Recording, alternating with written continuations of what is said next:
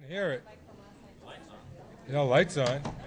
Ah, there we go. I'd like to call this meeting of the Merrimack School Budget Committee to order. I ask that you all please rise and join John Hanson and the rest of us in our Pledge of Allegiance to our country's flag. Allegiance to the flag of the United States of America and to the republic for which it stands, one nation, under God, indivisible, with liberty and justice for all.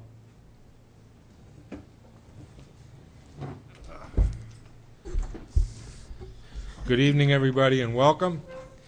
I would just like to note that Pat is not here to take minutes tonight because she is teaching a class in other parts of the building, and her handy-dandy replacement happens to be my daughter Jennifer, who was taking minutes for folks up at the State House for a few years.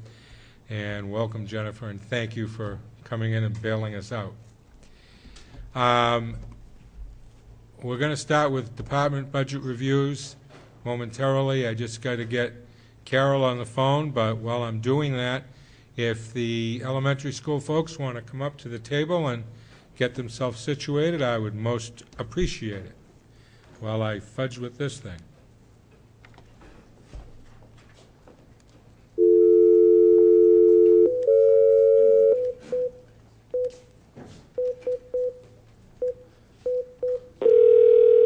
I know what I did. Oh, my mistake.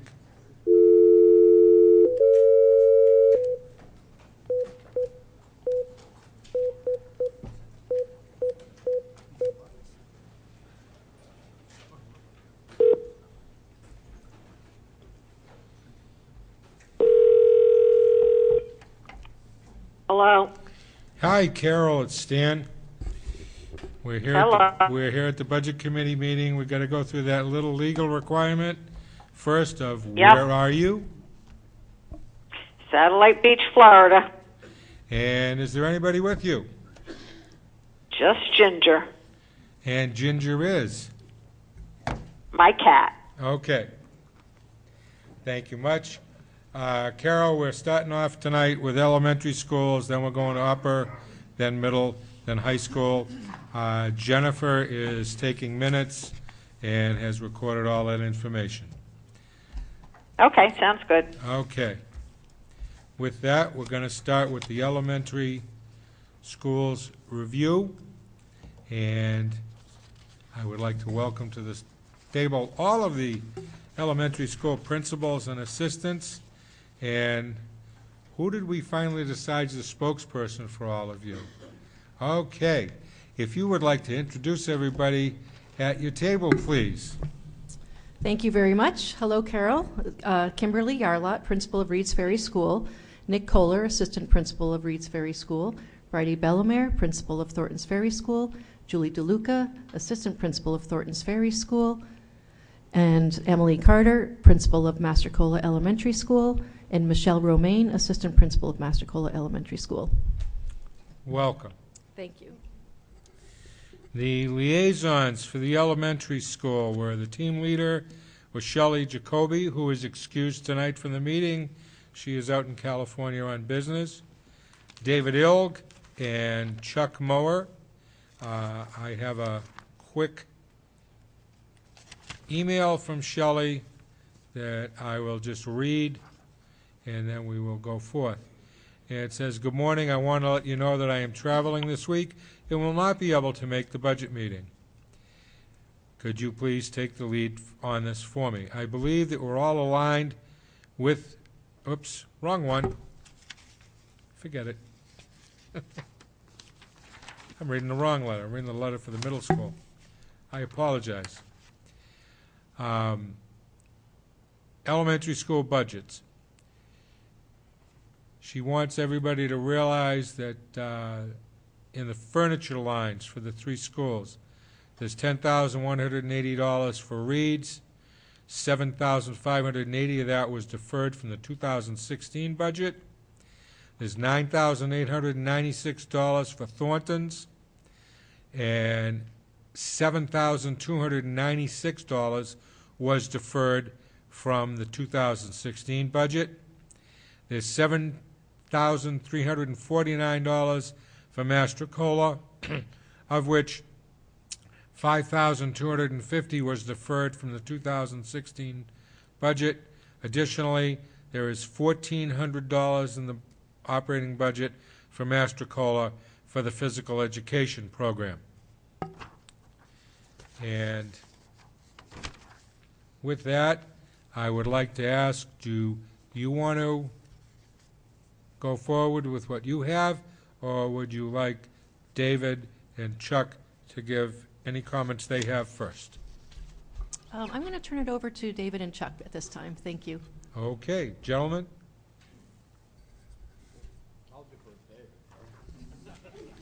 I actually was unable to make the liaison meeting, but I did speak with Shelley.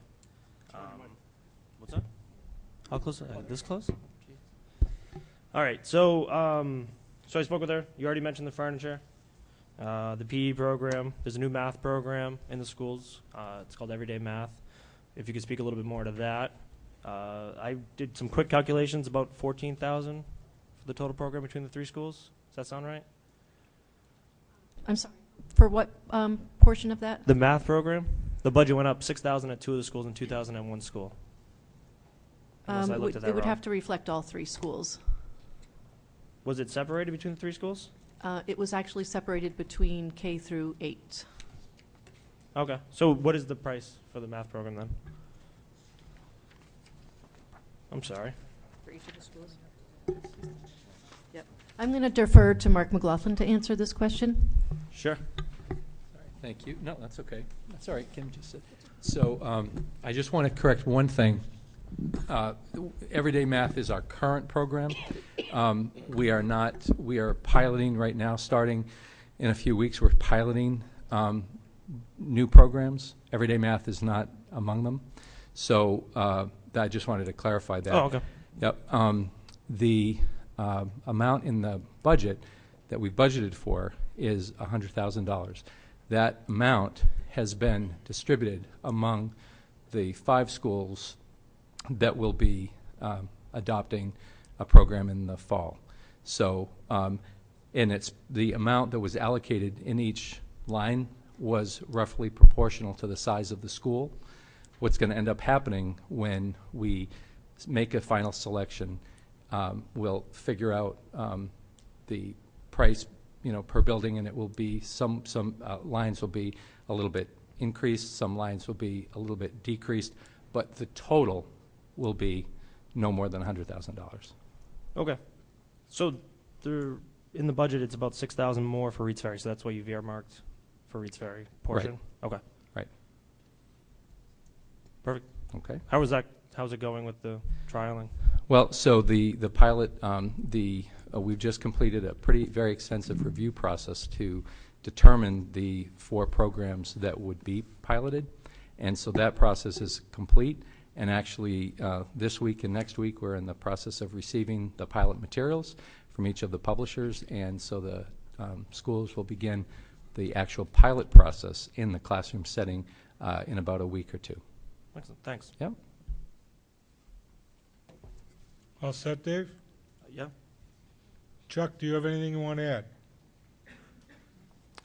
Only that I had a conversation with the principal and conveyed my complete comfort with the budgetary process as it has existed up to this point and as it presently is disposed in front of us. We've had a very steady hand on our budget for a considerable period of time without any major increases or unanticipated costs. Thank you, Chuck. Kim, it's all yours. Thank you very much, and I appreciate Chuck's comment, and we really do take into account being very fiscally responsible while remaining rigorous in our curriculum and our instructional needs, so we appreciate that acknowledgement. I do want to turn the mic to Emily Carter so that she can make one correction. You had mentioned that there was a $1,200 item for PE. Did you say it was at $1,200 or $200 or $1,400? What Shelley had put in her email to me says, additionally, $1,400 for Mastrocola for physical education program. Right, and that's not something that was included in my budget, so I'm not sure if it was for one of the other schools. Okay, well, No. maybe she misunderstood. Was that possibly cut out of your budget by administration beforehand? Oh, I just heard that it's from the upper elementary. It's the upper elementary. Okay. So we'll put that in when we're talking about upper elementary. Thank you. So that Continue. being said, we're welcome to entertain any questions from the Budget Committee members. Heather, do you have a question? Thank you. It's great to see all of you. And this may be a question for Mark or any one of you, but could you tell me about the professional learning opportunities that are going to go with the piloting of the new math programs so that we can make sure we're getting that with fidelity?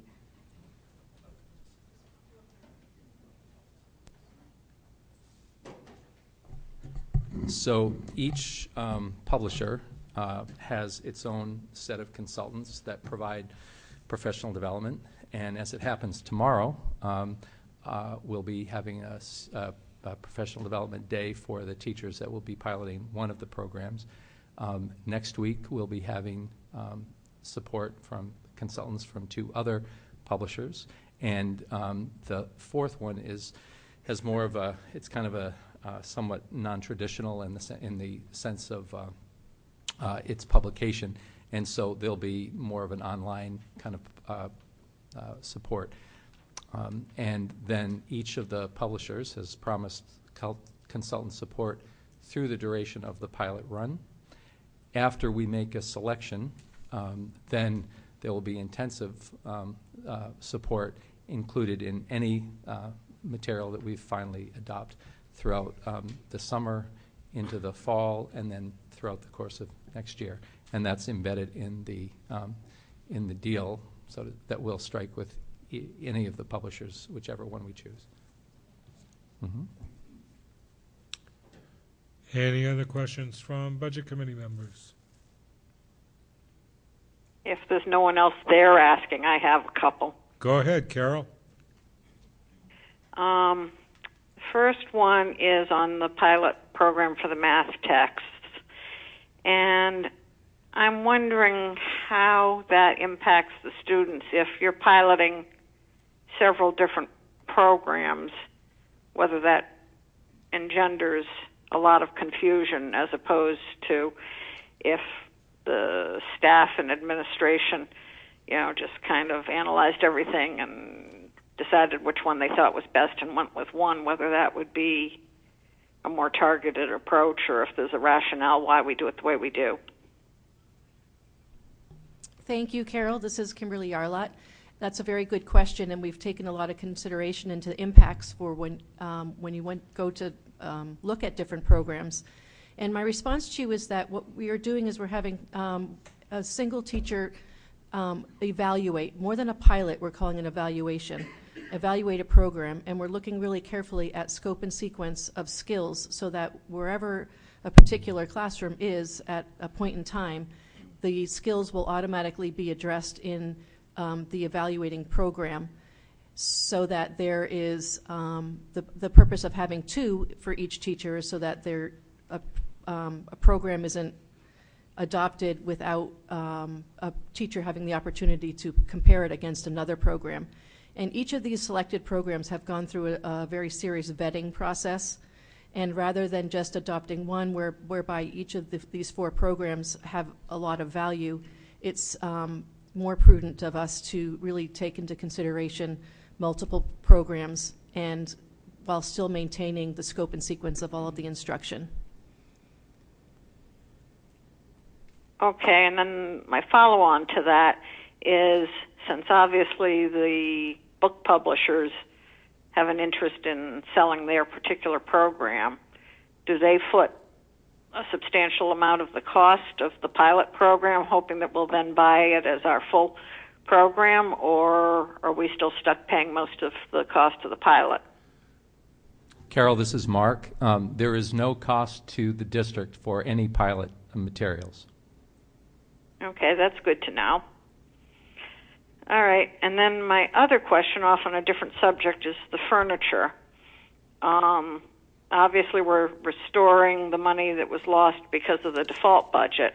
And what I'm trying to figure out is, if you don't count the amount that's to make up for the default budget, the increase in the furniture lines is much lower than it was the previous year.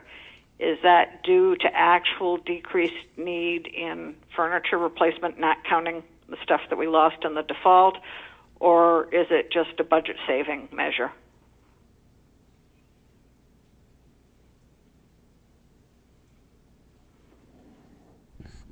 Hi, Carol. This is Bridie Bellamere.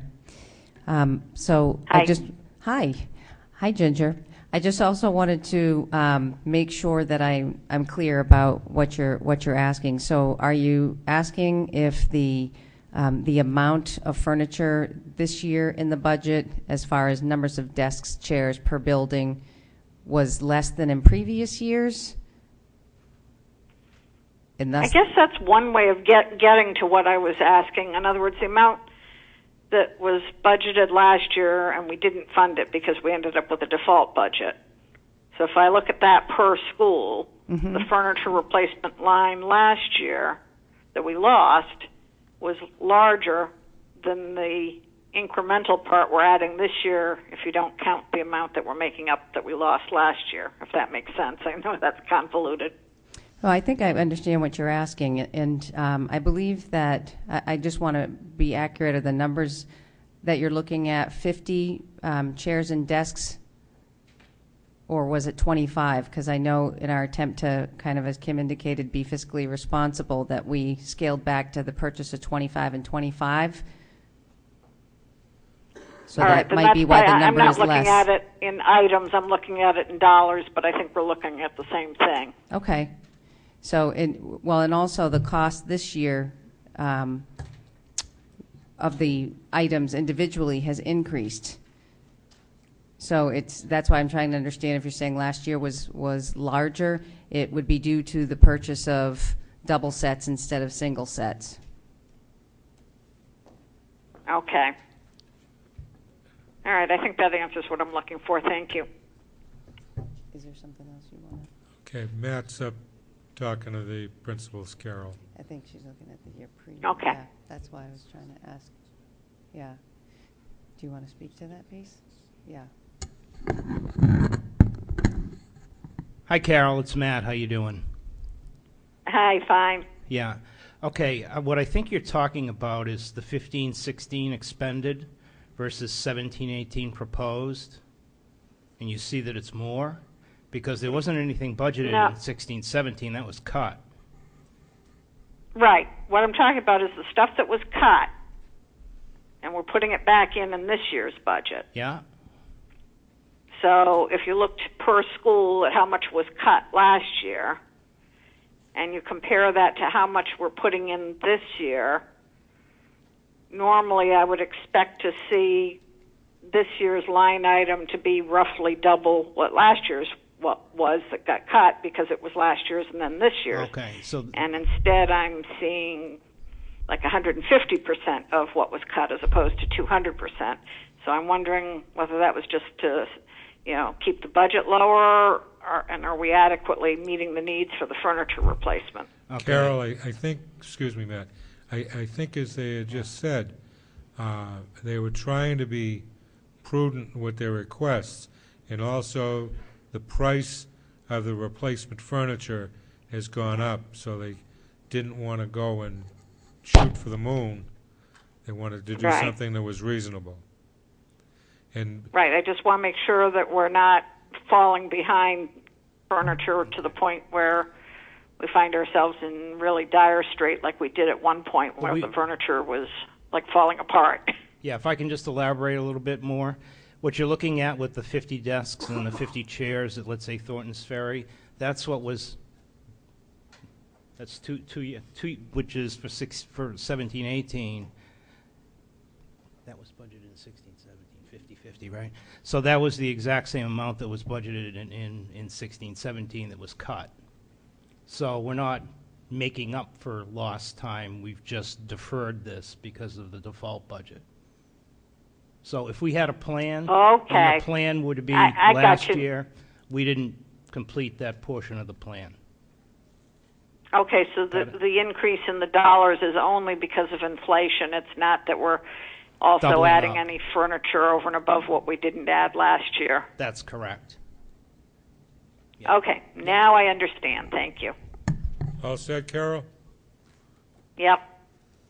Okay. Can I ask Matt a question? Uh, So does that John, actu- excuse me. Oops, sorry. Kevin had his hand I'm up before sorry. you. Sorry, John. I just had a question on the Thornton's budget. And in the, on the overview page, it says the classroom computer and health supply accounts reflect a slight per pupil increase due to the addition of a new preschool program. And I'm not clear why the per pupil budget would go up. To me, it would make sense that we might spend more because there's more students there, but why does it go up a little bit per student?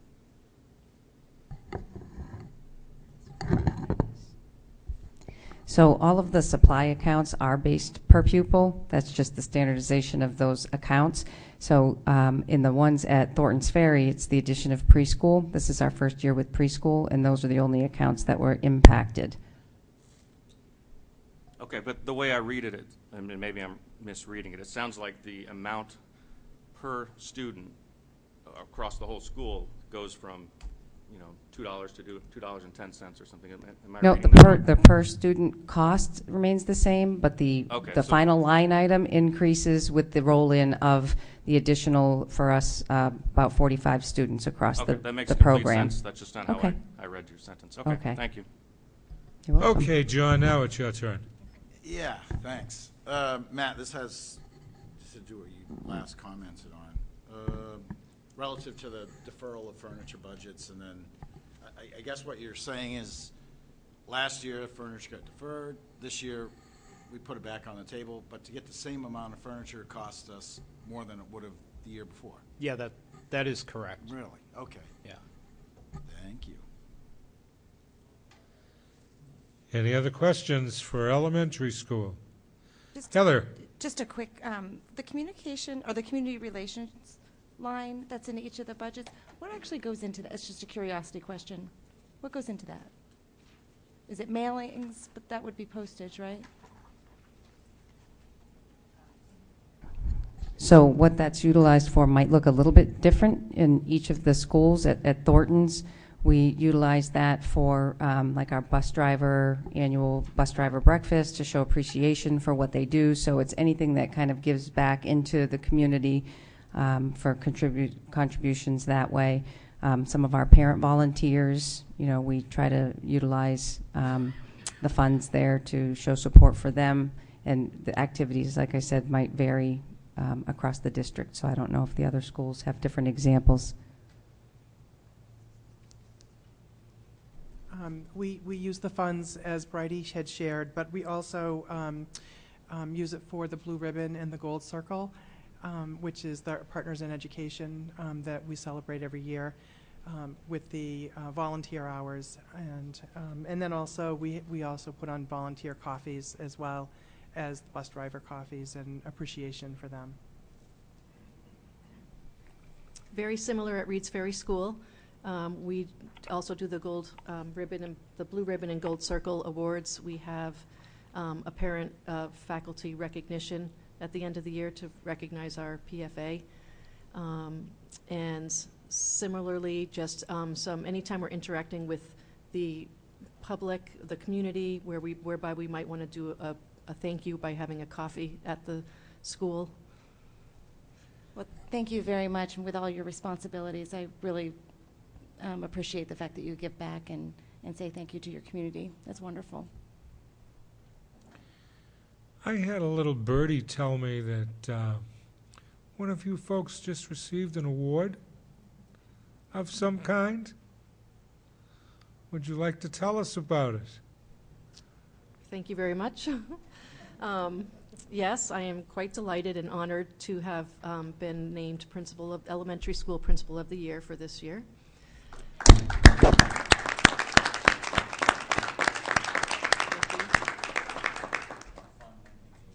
Must be doing something right. Well, I'm very thankful to my staff and to Nick Kohler for putting me forward, and the process was arduous and a little nerve-wracking, but I'm just really honored for all of the staff at the school and for all the students. Congratulations. Thank you. That's a really nice thing to hear about. Any other questions for the elementary schools? Thank you all very much. Have a lovely evening. Have a wonderful evening, and thank you for everything that you do on our behalf and on the community's behalf.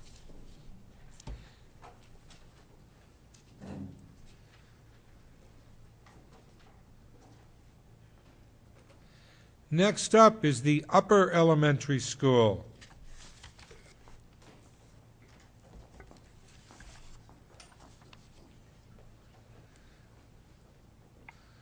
And for those of you that don't know, this is Marcia McGill. She is the principal of the upper elementary school. And would you like to introduce your handsome assistant? With me this evening, we have the very handsome Mr. William Morse, assistant principal at the upper elementary school. This is, let's see, liaisons with John Hanson was the lead, Shelley Jacoby, and Naomi Schoenfeld.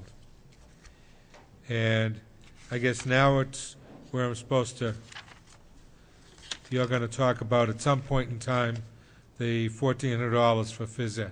Yes, we will. Because Shelley didn't she just said Mastrocola, and it was underneath elementary, so I figured that's what it was for. She didn't put UP after it. We are an elementary school. Would you like to go first, or would you like John to give his report?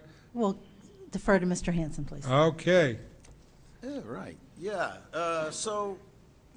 Again, this is sort of paraphrased from the summary of the budget. It's about I don't know, $176,000, and it's a budget that really provides supplies, equipment, and materials to actually educate the students. Right. This is where education actually sinks into the brain. So. You noted in there some significant factors to the budget, some text purchases for literary education. I believe it sorted down to new atlases for social studies, the math program, which was talked about earlier. There were some furniture replacements that were talked about earlier, some costs deferred. Some new purchases for kind of a bric-a-brac collection of stools and chairs for science rooms, so that'll be nicely accepted. Across most of it, as Chuck mentioned, steady hand on the budget, almost all items are flat. The majority of items left are within a few dollars of where they were the year before.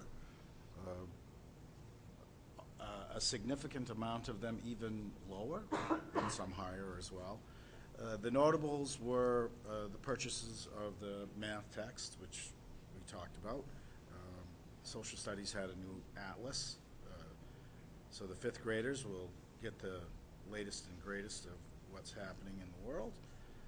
The furniture, that was a line item of $73.49, and of that, $52.50 was deferred. So I guess we seem to be paying $73.49 for something we could have bought for $52.50 last year. I don't know if that's really the right idea to defer that, but it's what happened. And then the phys ed equipment, I guess you're getting a table tennis table, not to be confused with a ping pong table, although I wouldn't know the difference, and a stationary bike. And then there was like some odd extra equipment, musical equipment was purchased. I think an electric piano and the associated benches and stands that go with it. at our visit, graciously had refreshments with Naomi, and I don't know if you had any other things to add from that. Nothing of substance to add or ask, other than to say that I was very impressed with what you presented to us there. We had an opportunity to both hear the overall vision and specific materials that you have in mind. It was very appreciated. Thank you. Now it's your turn. Okay. Thank you very much. Very nice job with explaining our budget. At this time, we'll entertain any questions you may have. Kevin. It's not so much a question, but more of a comment. And I was reading about, in the proposal here, replacing the atlases, and they say they're copyright 1983. I think that's what that says. And it occurred to me that I was in 5th grade in 1983, and the world has changed a lot since then. We have fewer planets. We have different countries. I mean, lots of things have changed, so it's kind of horrifying that we've waited this long. So I think they're overdue. That was just what I wanted to add. Any other questions for the upper elementary school? I have something, Stan. Yes, Carol. Still on the line about the atlases.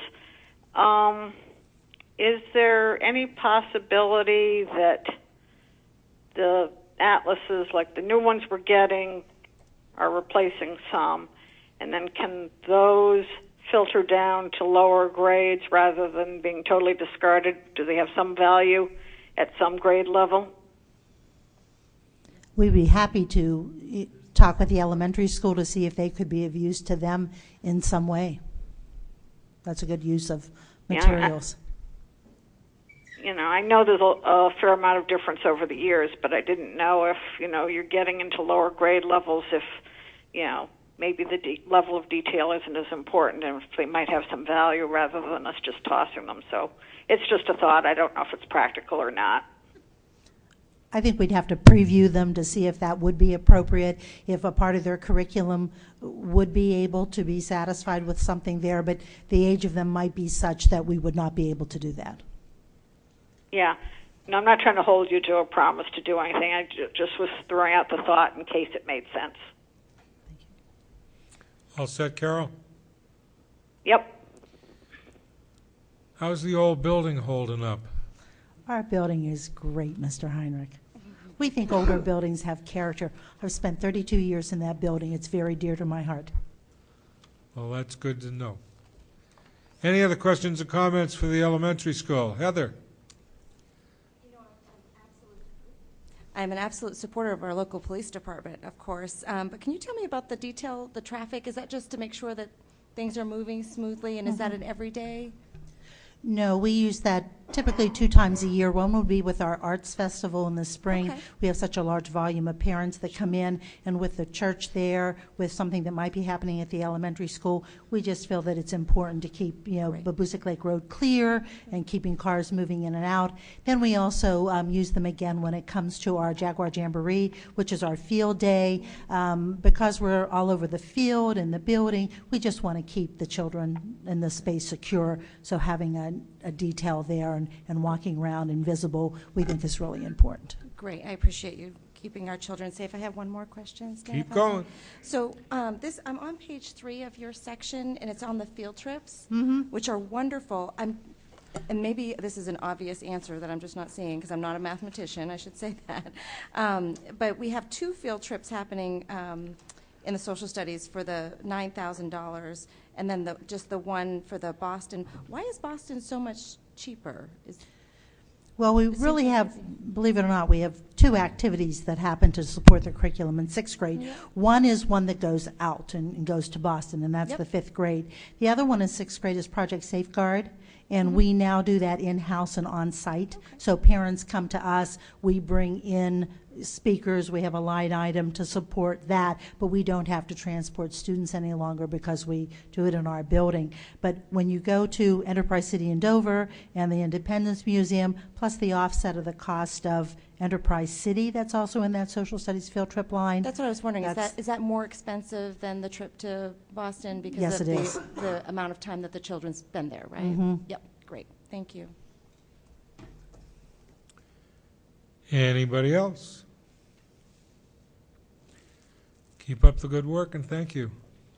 You're welcome. Did you want me to clarify anything about the physical education equipment? I was under the impression you were. Okay. Yes. I just wanted to make sure that we answered that, and Mr. Morris will address that.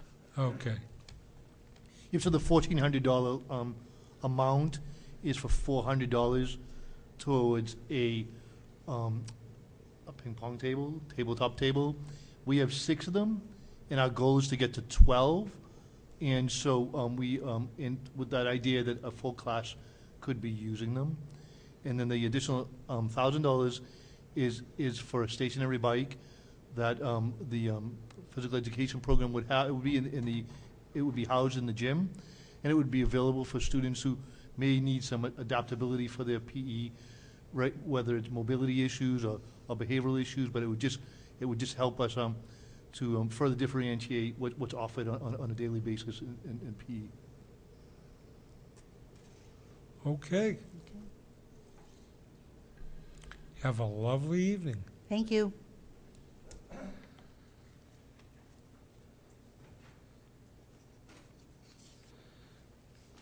Next up is the middle school.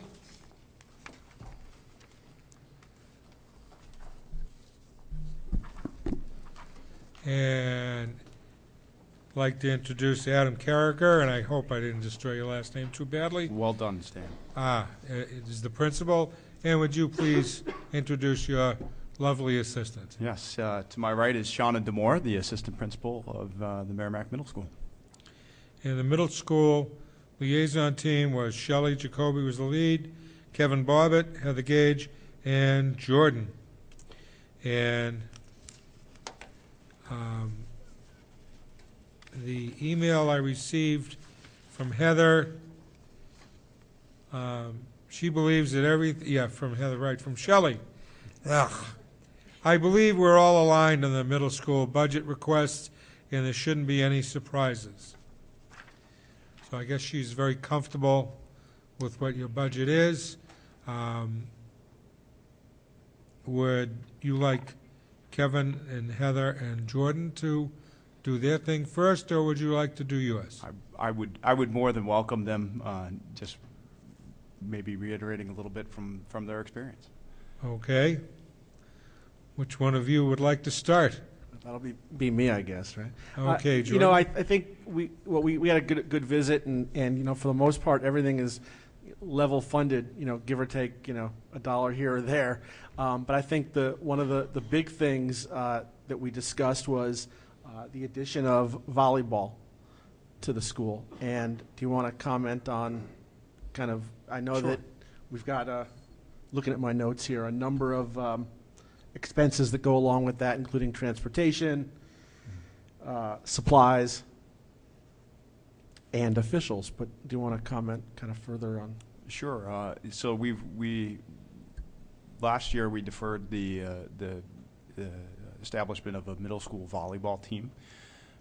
In light of the success the high school has seen, we'd really like to be able to provide a feeder program for them. It's also something that's not offered at a competitive level by organizations in the town. So it does have a startup cost, particularly in the supplies with the uniforms. Also an increase, of course, in officials, which is dictated by the Tri-County League, which is the organization that we belong to, as well as, of course, transportation costs that go along with having a team. Okay, Jordan, keep going. And then one of the other things we talked about was some additional supplies for increased testing, to have an idea of where students are placing.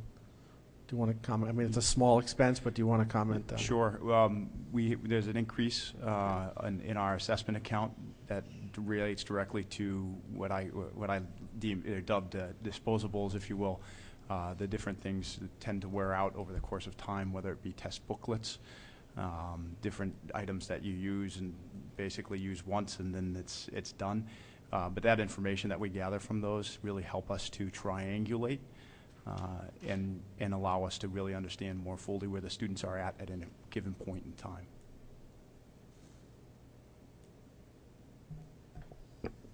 I guess the other thing to add was, the lab stools. You gave us a nice tour of the school, which was appreciated.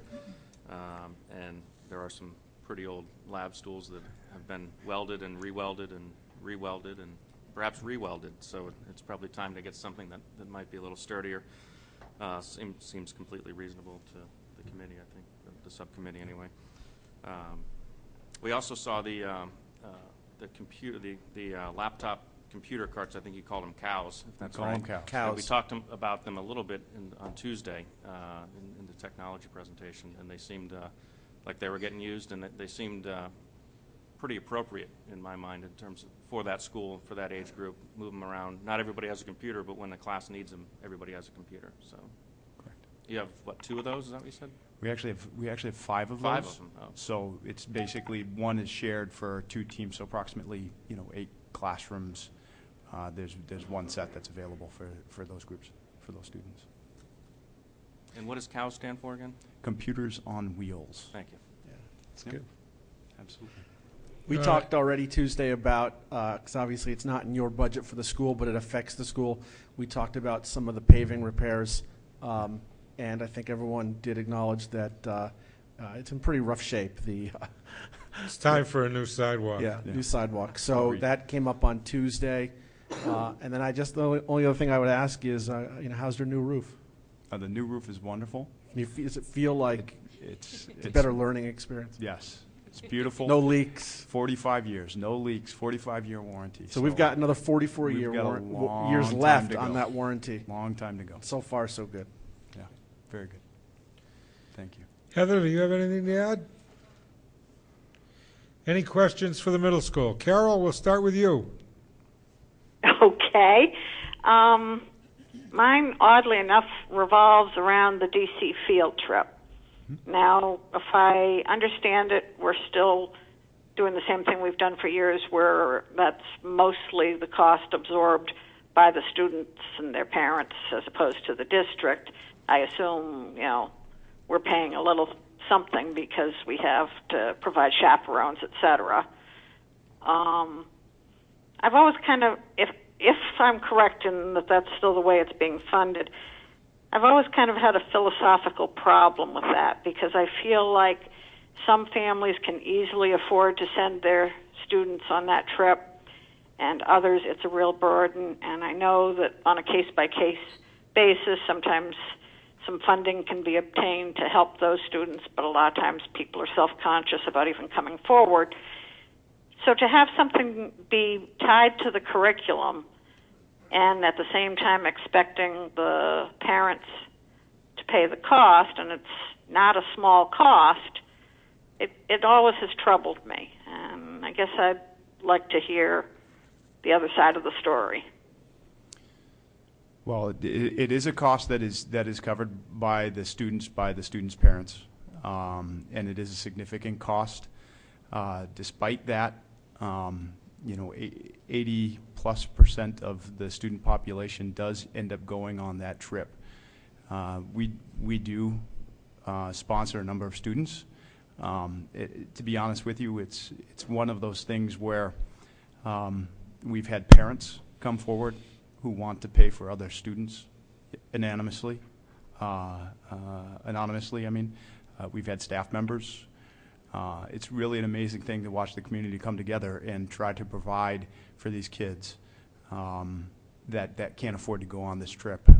We really try to make sure that every student who wants to go on this trip has the means to do so.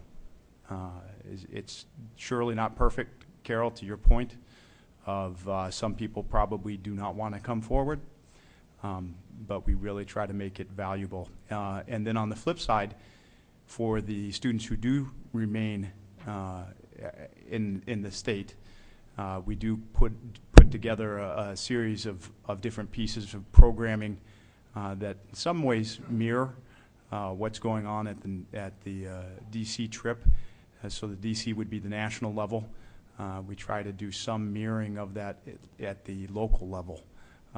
Which just really makes it a much more affordable endeavor. Yeah, I guess I'm trying to weigh, and it's very hard for me as an outsider to weigh how much value there is to this trip versus the burden that it may be putting on, families that are like on the threshold of where they're not comfortable asking for help, but it really stresses their budget, especially if they have several kids coming up through the system, and wondering if there isn't, some other way to do it in-house and get most of the same curriculum benefits without all the costs and such. And I've even occasionally heard anecdotal stories of some kids going down there and not really even focusing on any of what they're seeing, that basically just having it as a time to sit and chat and socialize with their friends, and that's it. So I'm trying to balance, the cost and the benefit, and I don't know how to measure the benefit. Well, one of the benefits I would quickly jump to is if you've ever had the opportunity to go down there yourself, there's a lot of power to being in a place where you're able to see where, for example, Martin Luther King spoke his "I Have a Dream" speech and stand in the same spot. Having gone on this trip multiple times during my career as an assistant principal and also as a principal, I would say to you that the value of the trip is really one that makes of civic interest, of historical interest, and I think a lot of students would support me in saying it was one of the best trips that they ever went on in their careers as a student. The other thing I would say too, Carol, is you can't accomplish during a 6-hour school day what you can accomplish in a full day, 4-day, 3-night excursion. And some of it is relationship building. Some of it is, foundational in a lot of ways for these students as they move forward and establishing relationships with their peers as they move forward to the high school. So it really is an amazing trip. It is definitely, in my opinion, in my view, it's something that I think is very powerful for the students, and directly connected to the curriculum that they go over in the 8th grade. All right, thank you. Thank you. I'm going to add a few things here, because I have a little experience with Washington, D.C. trips. I drive a lot of them. And I can tell you that the children that I take from all different public schools down there have an absolute blast, and they learn a lot of things about our government and about how the government was formed. And they learn to respect certain things, because there's a lot of things that maybe they thought wasn't offensive to somebody, but down in D.C. it could be offensive. They have the opportunity to meet veterans from World War II, to talk with a tomb guard at the Arlington National Cemetery, to meet a Marine somewhere, or to go to the Holocaust Museum and know what it was like to survive the Holocaust. I find it a very educational program, and it's a lot of work for the kids. I can tell you that when they get off the bus in the morning after having their breakfast, and then they get on the bus later, they can barely walk because there's a lot of walking involved.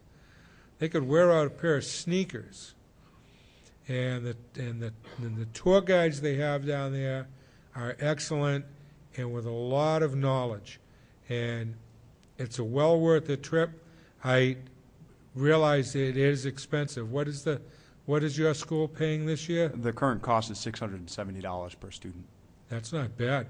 Yeah, it's not cheap.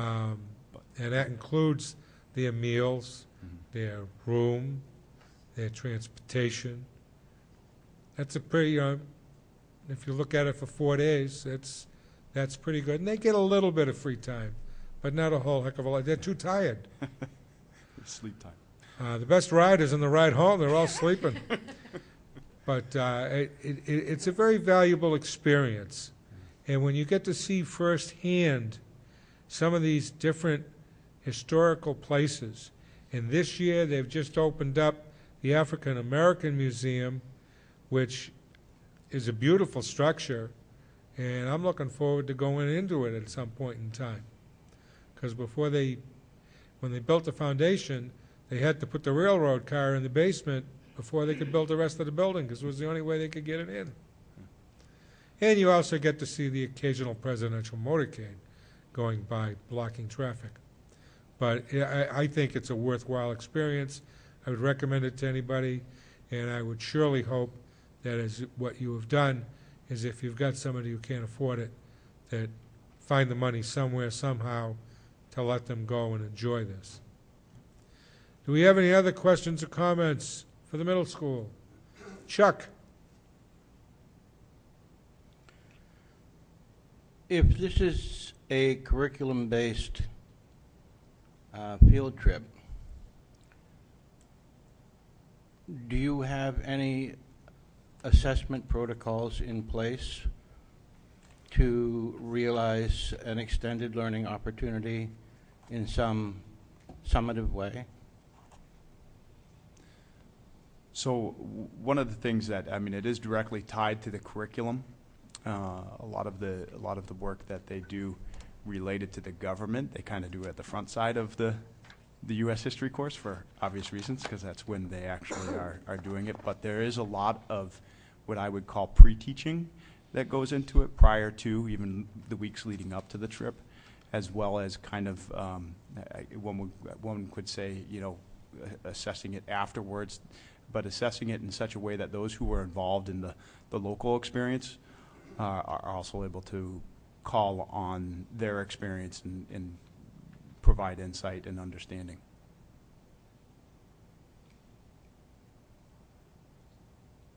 Does that answer your question?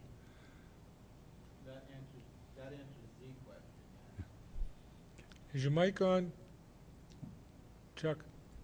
Now it is. That answers the question. All right. Anybody else? All set?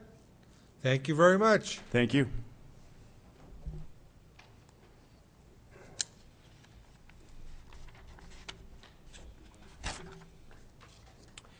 Next up, we have Merrimack High School. I'd like to welcome Ken Johnson and his two able-bodied assistants, who I would ask he introduce to everybody, please, and thank you.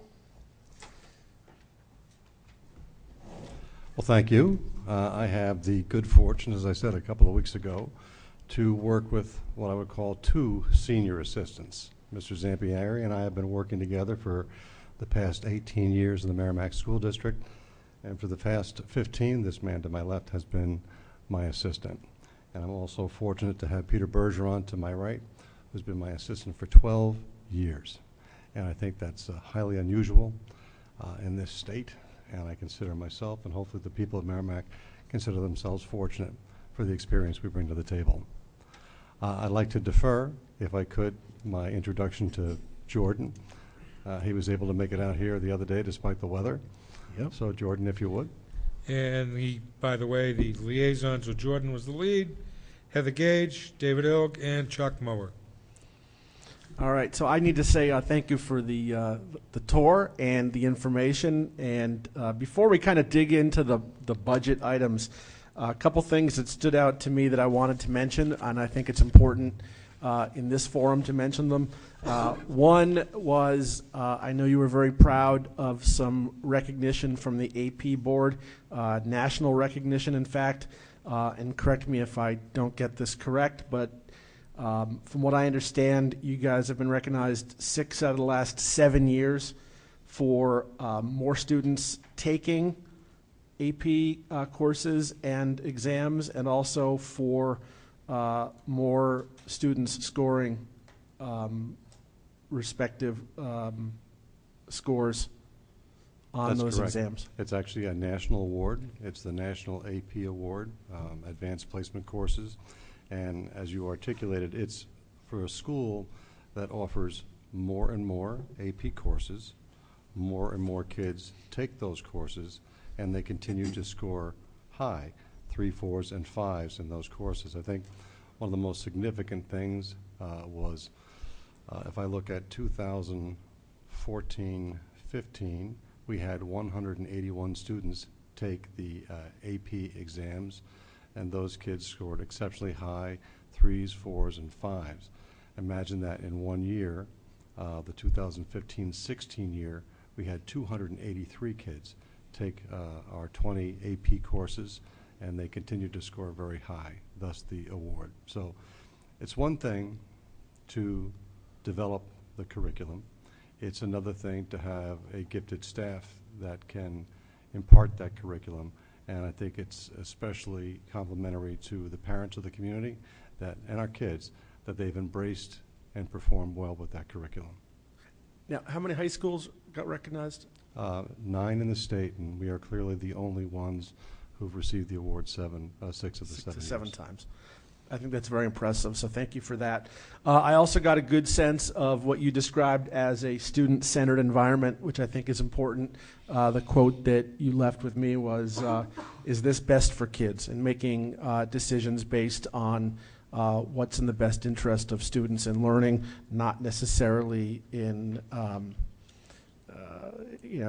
teachers and administration, but is this good for teaching and learning? In my first year, I was able to have a nice big whiteboard placed in my office, and the first thing I wrote in the upper right-hand corner is this best for kids?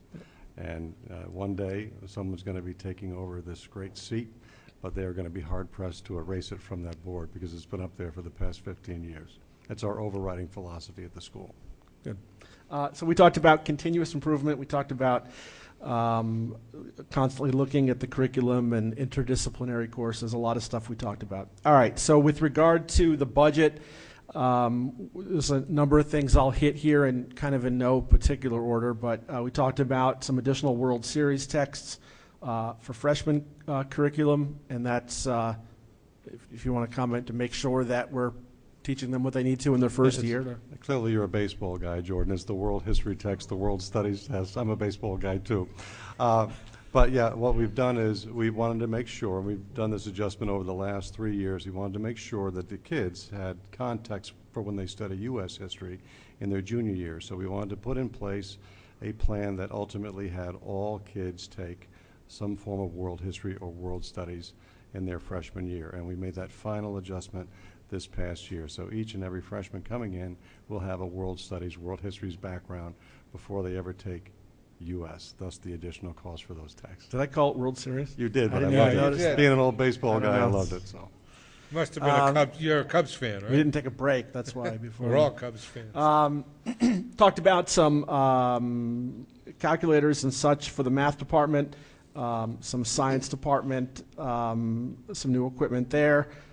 As well as for the tech ed department, one of the things that jumped out at me was, there's some workstations and cameras and such, but a wooden lathe from 1979.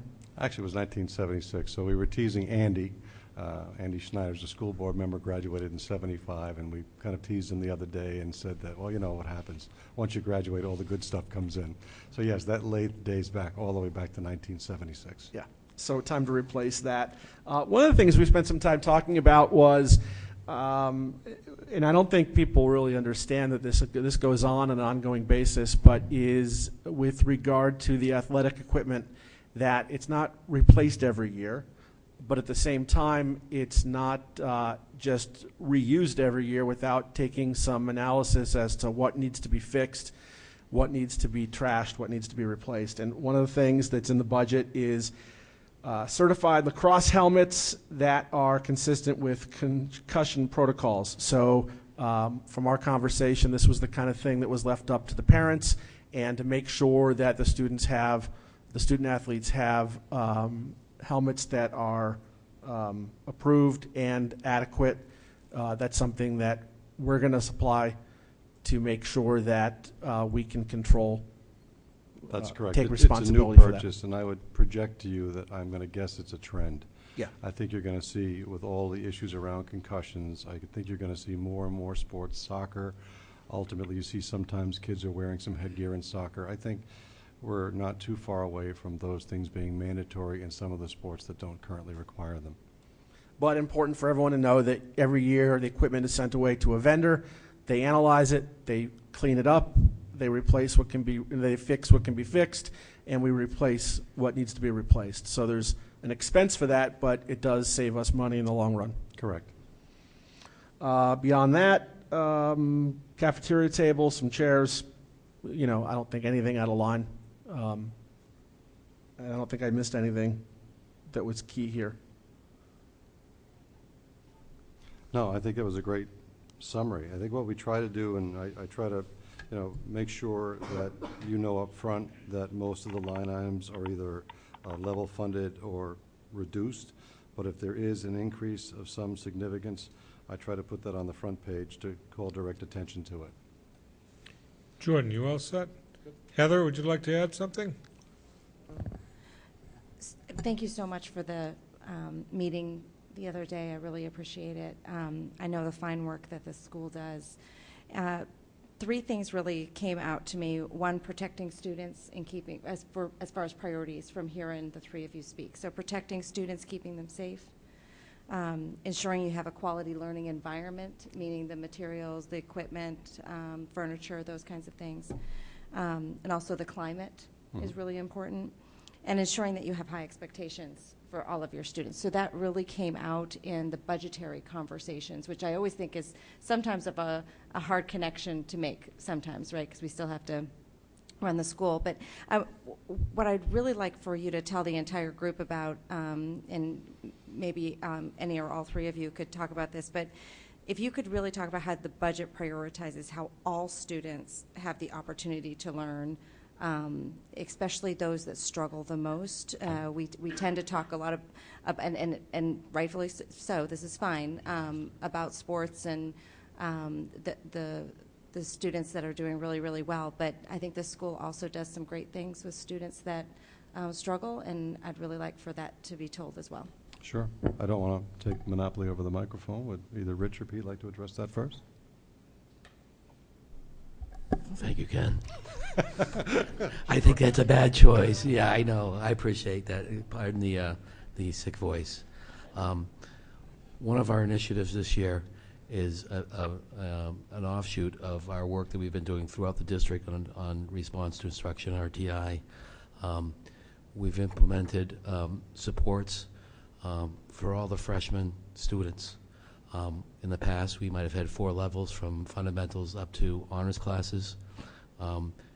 We felt we would best meet the needs of all learners by condensing the middle 2 sections and adding supports where case managers and paraprofessionals were going into the classrooms, as well as providing supports in several rooms throughout the school, math, science, English, social studies, where a student in any study hall can remove themselves either through the recommendation of a teacher or just on their own to go get additional supports besides that they were receiving in the classrooms.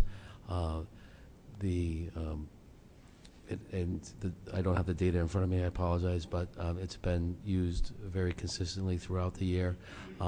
And the data has proven that the number of students that might have failed classes in previous sections were successful and got credit this past fall, which is exactly sort of the trend we want to keep increasing and helping students, and not just special ed students. This is for all students, so you don't have to be identified with an IEP to visit the support centers that have been set up. They are manned by paras and special ed teachers that specialize in those content areas, but any student can walk into those support areas whether they just needed access to a computer or they need extra help on a concept to reinforce what they were getting. And the paras in there are often the paras that are in those particular classrooms.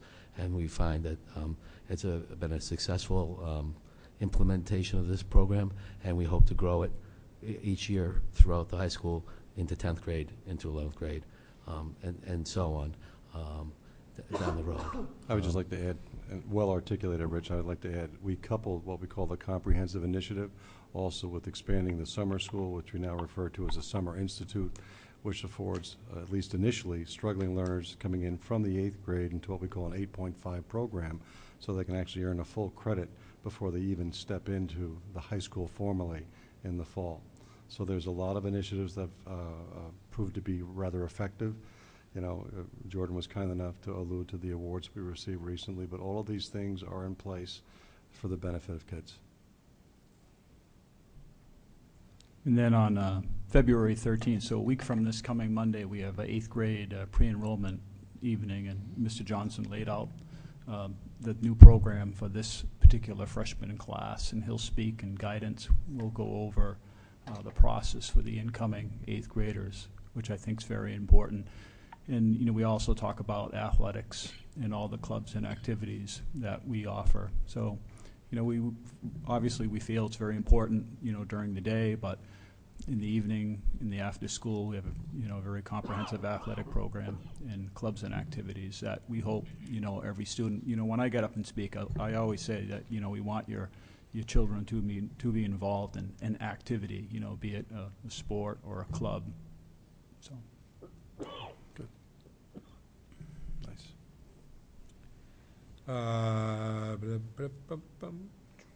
David, you're up next on the liaisons to add anything.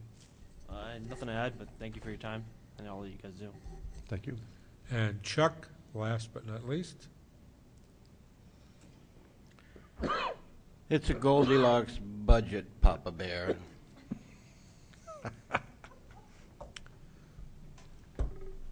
Thank you, Chuck. Okay, Ken, it's your turn now. I'm all set. I'm all set. I'm willing to take any questions that you have. Okay, Kevin Bobbitt had his hand up first, and then John Hanson.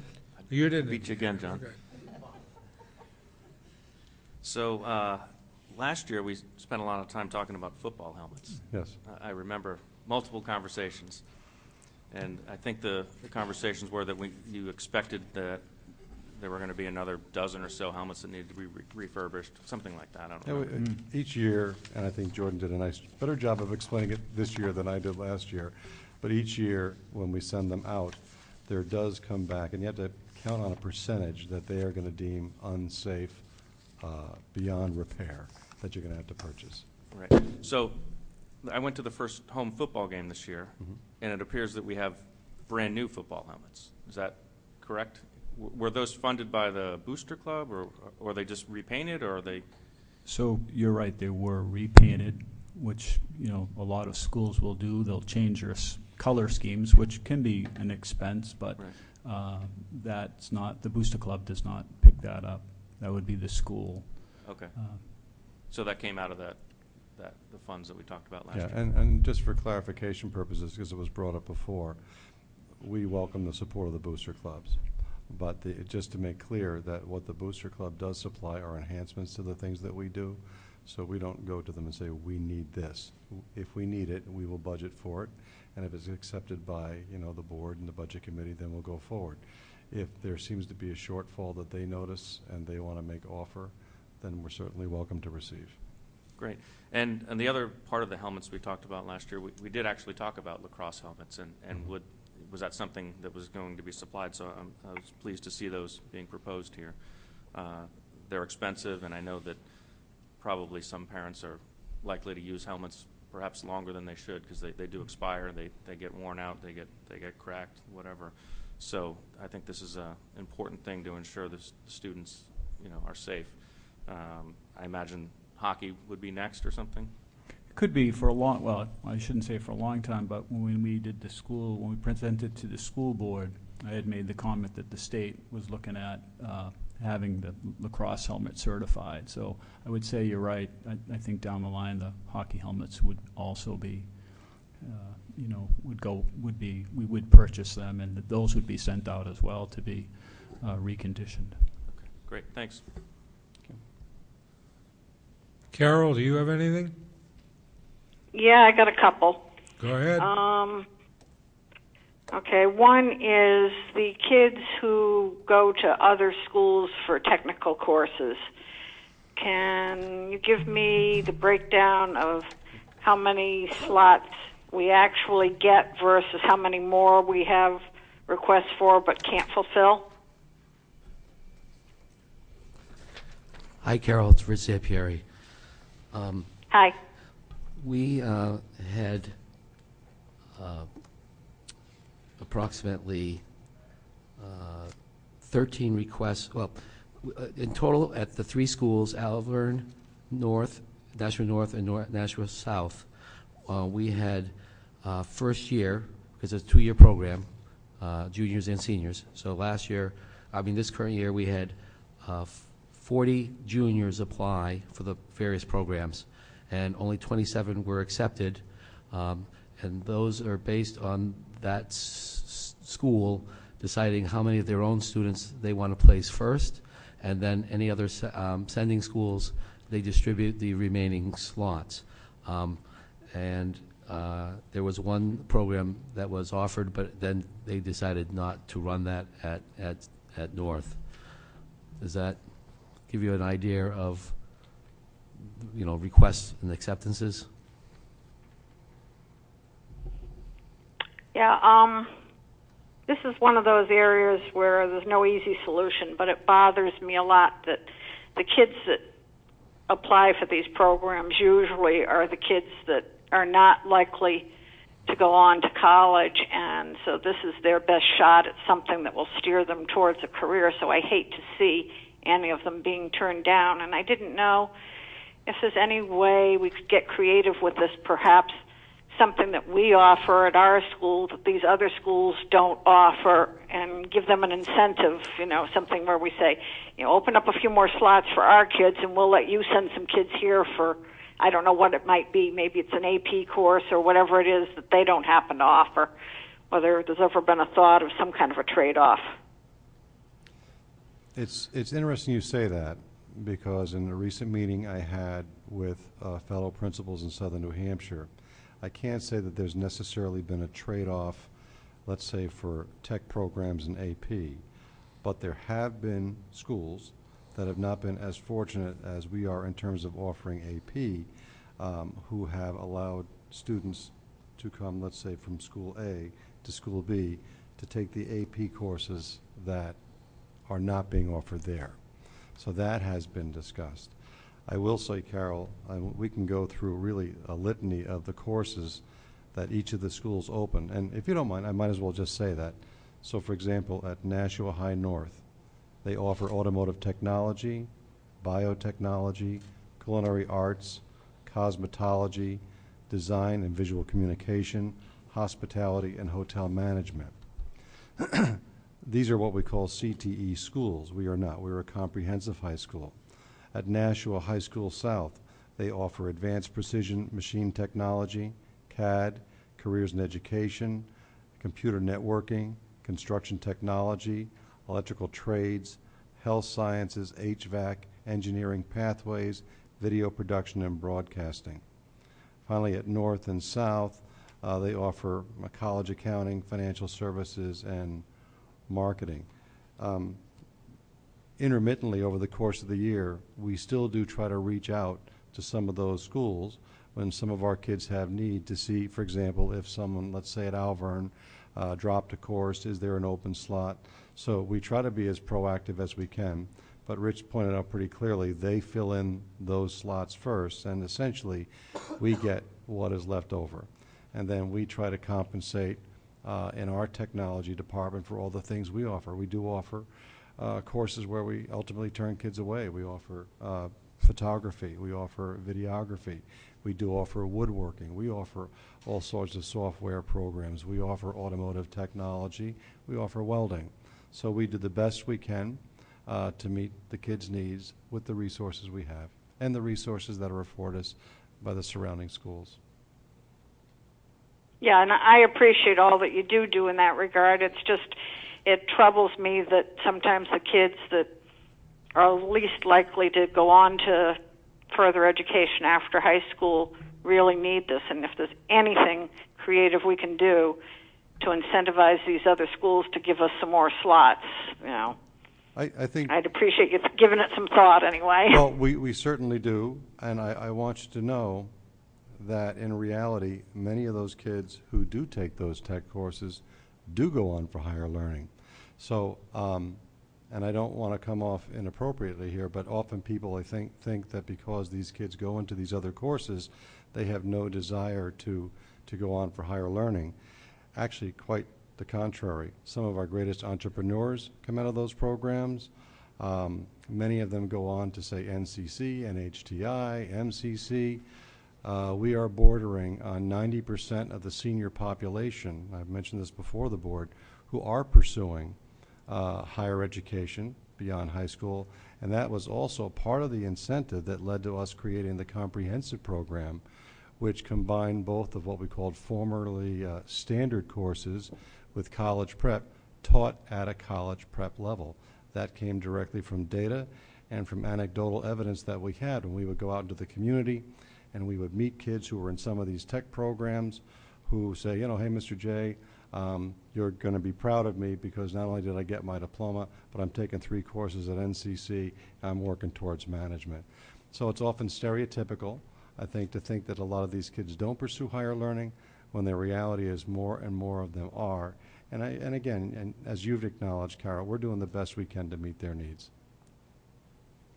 Right, and I agree with that. You know, I'm not trying to fault you in any way. It just is a frustration to me, even, you know, in the same direction as what you were saying about kids going on to higher learning.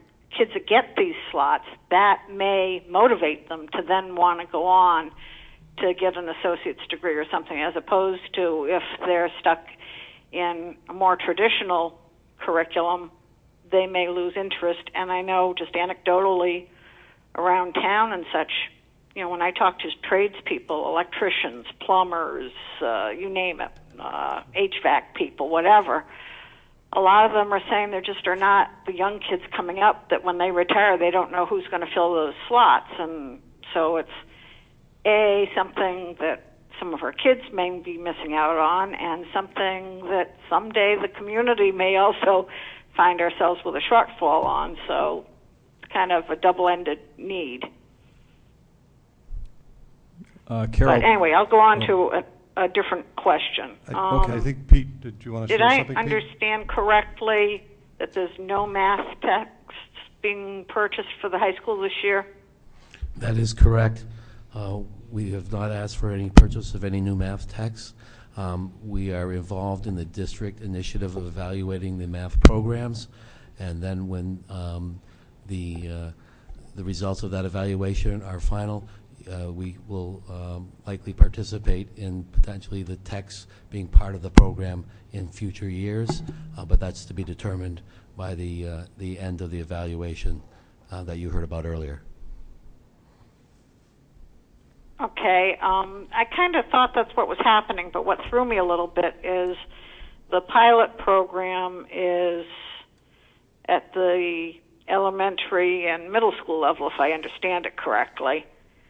So does that imply that once they pick something, then you're going to have to pilot something to figure out what you want? Carol, this is Mark. Yep. So two things are happening simultaneously in the district. One is the development of a comprehensive K-12 curriculum, of which the high school has been an integral part the whole way. The second is that we are actually piloting, our word now is evaluating materials that from programs that offer K-12 programs as well as K-8 programs. So that the high school is included. In fact, materials are arriving this week for the high school to do that. And so they will be fully part of the process of determining what we eventually adopt, whether it's K-8 or K-12 program. Okay, that answers what I was confused about. I kept hearing K-8, so I thought the high school was kind of left out. No, not at all. Not at all. It's just going to be an adoption in 2 parts. Okay, that's fine then. Thank you. Anybody else for the high school? You guys don't need any atlases from 1987, do you? Because I know we like... I think we're okay. 83? History class. History? You're good. Excuse me a second. Where, Nat, do you have a question? Sorry. Nat Fairbanks, just a member of the public. If it's open to public questions, I have a question. Well, public participation will be after the budget review. Okay, I do have a specific question for the high school, but I can do it then, I guess. Why don't you just go ahead now? You're at the mic. Going back to the tech ed change, I just learned that you're projecting not to replace one of the tech ed teachers this upcoming year, the welding and auto teacher, and instead it might be piloting a program for sending students to NHTI or NCC. I don't know if you could speak to that or if that's true or not. Sure, that's not true. So what we had, but thanks for raising the question because I can clarify. So what we had this year, we actually had one of our former students who was a kid who I would say struggled with our traditional curriculum, but excelled in our tech ed department, who went on as an entrepreneur and established his own business rather successfully. He came back this year, but sometimes things happen that require a person to step down from that position. He did so on his own volition to take care of issues beyond the high school. We were very fortunate to be able to contact our former auto tech teacher, John Vandekar, who was welcomed back and has continued to teach without interruption from the early point in the first semester, and has agreed to teach through the second semester. The confusion may have been around the fact that when we were looking for an auto tech teacher, they were exceptionally difficult to find. There were 6 openings in the state at the time that had been open for months and could not be filled.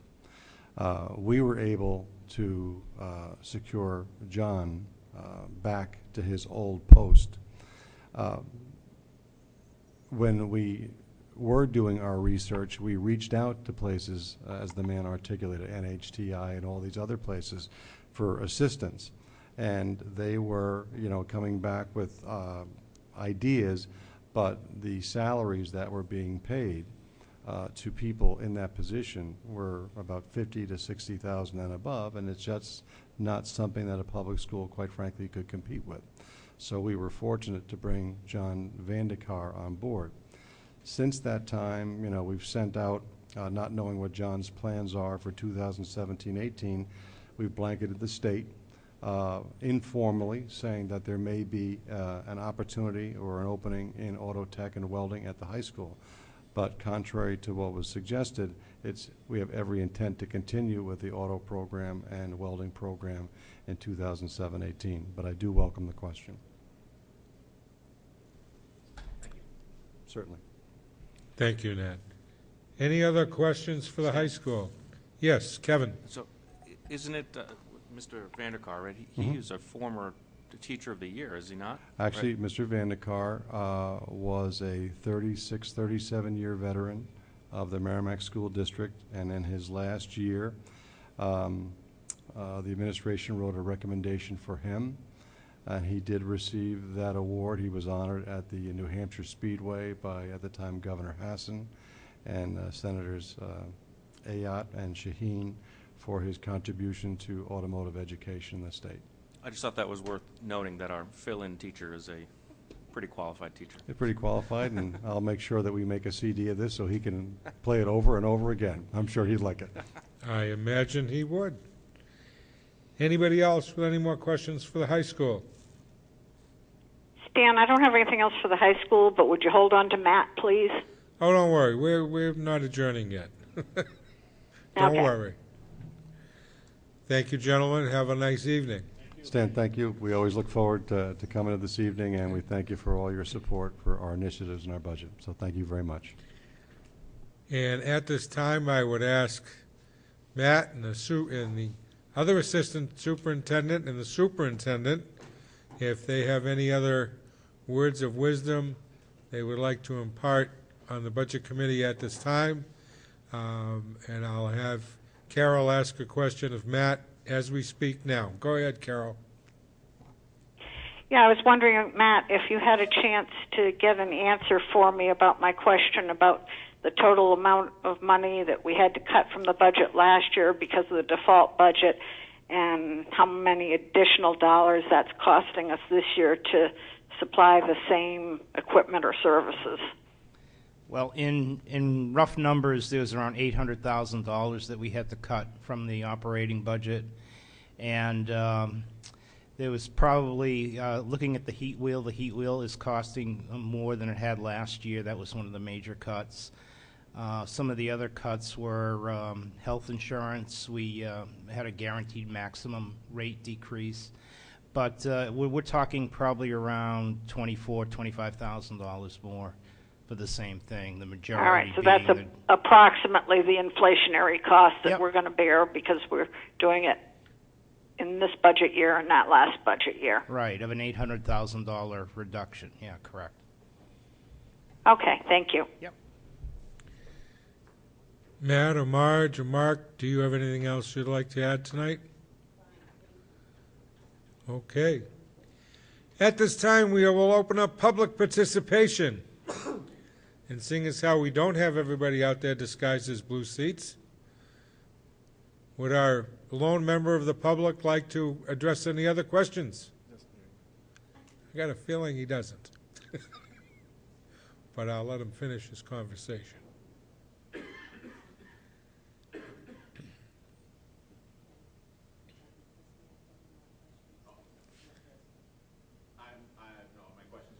You're all set. Well, then I will close public participation.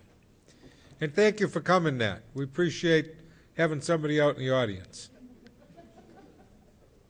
Under other, next Tuesday night, February 7th, 7 o'clock, here at the high school cafeteria, we will have our next meeting, at which time we will have warrant articles presented to us, where we will look at them and then decide whether we want to recommend or not recommend them.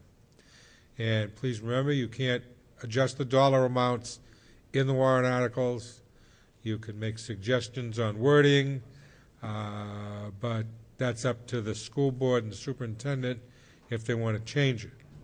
We will also have our work session after that, which is the time when we can make adjustments to the operating budget if we so choose. And just as a reminder, if you plan on making an adjustment to the operating budget, please have the account number and the dollar amount. And when we start the process, I'm going to start with any real big ticket items and work our way down to the small ticket items and appropriate discussion for the amount of money. And if it goes like normal, anytime that happens, the smaller amount of money, the longer the discussion. We may or may not have some minutes to approve. And if we ended up getting snowed out, as I said previously at our last meeting, my intention is going to be to move that 7th meeting to the 14th, which is the night of the public hearing. And we'll just start our meeting and do the warrant articles and the work session, and then we'll go into the public hearing. I am going to desperately try not to use the snow date for the work session. It just, I think it would be more convenient for us in a variety of ways. Thank you for sitting through all the information. I know it was a lot to take. And does anybody have anything else they would like to bring up?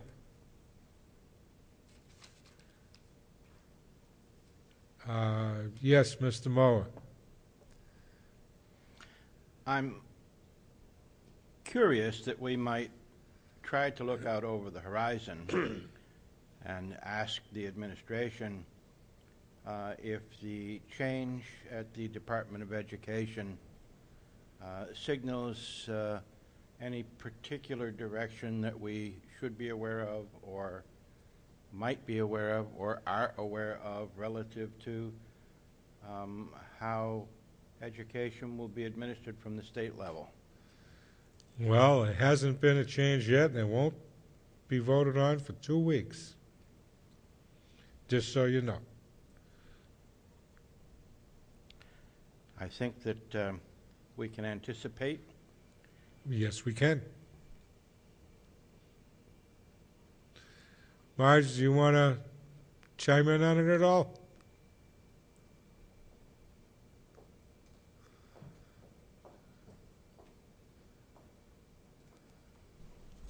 I have a meeting tomorrow with the New Hampshire Superintendent's Association, and so perhaps I'll have more insight by the time you come together next Tuesday. One of the things that I think is terribly important for us as a district is to stay the course. That's kind of the mantra that we use here. As you can see, we have a lot of efforts going forward. You've heard about the adoption of a new math program. You've heard about a lot of other things if you've gone out in the district. And so it's very important for us to just keep forging ahead until given other insights. And so at this point in time, I think we are just awaiting outcomes, as is everyone else. But for the moment, we feel very grounded because of what we're doing. And I hope you feel the same because you've been out and about seeing what we're doing. We have a very supportive school board and we have a very supportive community, and that counts for something, no matter what is going on around us, I think. Thank you very much, Mark. Carol, do you have anything you want to add on to other? No, I think I'm all set. All right, I'm going to say goodnight, Carol. All right, good night. Talk to you next week. Yep. Bye, Ginger. One thing I would just like to add in a personal note, Sunday is the Super Bowl. And like most people in New England, go Patriots. Let's go for 5. And who knows, Shelley Jacoby just may be going to the Super Bowl. She can come back Tuesday night and tell us what it was all about. With that, I'll entertain a motion to adjourn. So moved. And a second by multiple people. All in favor? All opposed? It was unanimous. We are adjourned. Thank you very much, and good night, everybody.